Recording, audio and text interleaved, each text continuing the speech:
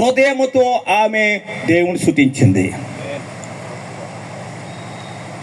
ఈరోజు కూర్చో వాక్యం వింటున్న మీరు కూడా హృదయంలో దేవుడి దగ్గర చెప్పండి, అయ్యా నా హృదయంలో ఈ బాధ ఉంది తండ్రి, నా హృదయంలో ఈ వేదన ఉంది నాయన, నా హృదయంలో ఎంతో చింత ఉంది నాయన, ఎంత చింతతో వచ్చిన తండ్రి ఈ సభలకి, ఎంత దుఃఖంతో వచ్చానో నా దుఃఖం అంతా తీర్చేస్తావు తండ్రి.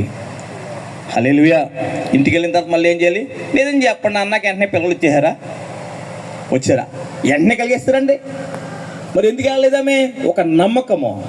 దేవుడు మందిరానికి వెళ్తే దేవుడి మీద నా చింత వేస్తాను, తీగల సామర్థ్యం గల దేవుడు, నేను నమ్ముకున్న దేవుడు అని ఆమె నమ్మటం ద్వారా ఆమె జీవితంలో గొప్ప అద్భుతాన్ని చూసిందా లేదండి? ఇప్పుడు మనం అందరం వచ్చాము, ఇంటికి వెళ్ళిన తర్వాత మిమ్మల్ని అడుగుతారు, అమ్మా నువ్వు పలానా బాధ తెలియవు కదా అంటే, ఇంకా అలాగ ఉందమ్మా బాధ అంటున్నారా మీరు?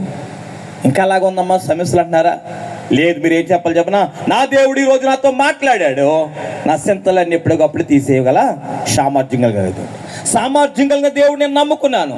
సమస్త బలహీనతలను కూడా విడిపించగల శక్తిమంతుడు నేను నమ్ముకున్న దేవుడు. ఆయన చెప్పాడు, నా కొరకు ఈ లోకంలో ఎవరు చింతించినా చింతకపోయినా నా సృష్టికర్త నా దేవుడు నా కొరకు చింతించుచున్నాడు.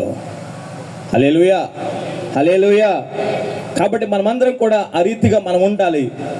ఈరోజు ఎవరైతే వచ్చారో మనం అర్థం చేసుకోవాలండి, ఏ ఉద్దేశాలు చెప్పి వచ్చారు. చూద్దాం, కొరింథీ రాసిన మొదటి పత్రిక 7వ అధ్యాయము 30